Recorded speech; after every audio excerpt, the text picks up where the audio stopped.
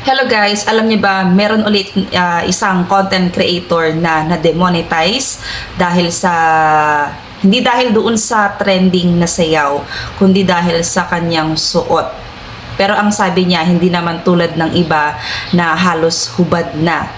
No? Ang sayaw na ito yung nag-trending na sayaw na sinayaw ni Ka-Flowers in Japan. No, hanggang ngayon uso pa din siya at talagang trending pa. So ayan, shout out kay Pinoy in Finland, sa kanya ko napanood itong video na to. So nagka-restriction siya at doon nga ay na-demonetize siya. Ang sabi niya, sinayaw niya yung trending na sayaw na yon ni Ka-Flowers in Japan, at ang suot niya that time is yung damit pambabae. Pero hindi nga tulad ng iba na halos hubad na. So, ang sabi niya, nagkaroon siya ng restrictions or na-demonetize siya dahil ang sabi ni Facebook ay pasok daw yun sa nudity. Ayun guys ha, nudity. Tapos ang sabi pa niya, pinaabot pa ni Facebook na tumaas yung views niya. Pinatrending pa niya saka siya nagkaroon ng restrictions. Kaya ingat-ingat kayo guys sa mga ginagamit ninyong damit habang kayo ay sumasayaw.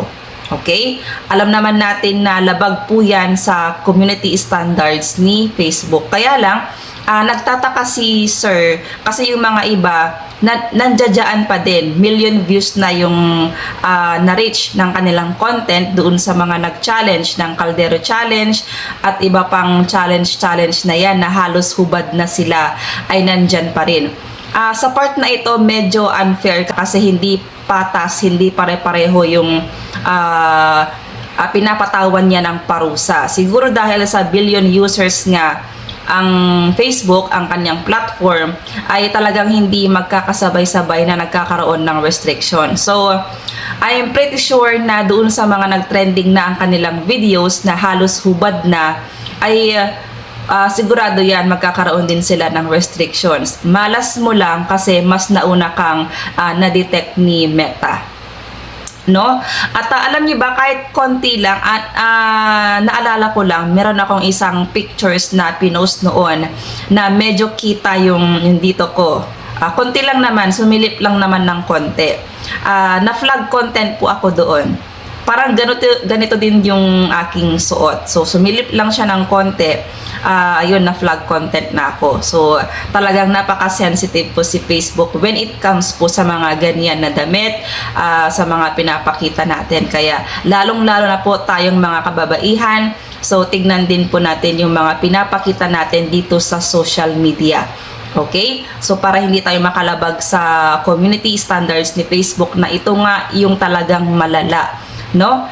Na pwedeng ma-demonetize ang ating account. Tulad ni Sir Pinoy in Finland, na demonetize siya hindi po dahil doon sa trending na sayaw ha, kundi dahil doon sa suot niya daw. Kasi hindi ko pa naman napanood kung ano yung klase, kung ano yung suot niya, no? Kung talagang kita ba yung kwan niya, pero ang sabi niya nakadamit pambabae that time, no? So tapos napatawan siya ng nudity. Pasok yun sa community standards ni Facebook. So, yun lamang guys, no? Mag-ingat na lang tayo sa ating mga ginagamit na kasuotan kapag tayo po ay nakikiuso sa mga trending na sound or sayaw or music dito kay Facebook. So, alam naman natin na talagang marami na ang nagre-reels, no? Kapag may uso dyan, kapag may trending, tayo naman ay nakikiuso din, no? Mag-ingat na lang tayo next time sa ating mga kinikilos, sa ating mga ginagamit na damit, no? Para hindi tayo magka-restriction or ang malala pa dyan ay ma-demonetize. Okay? So yun lamang guys. Thank you for watching.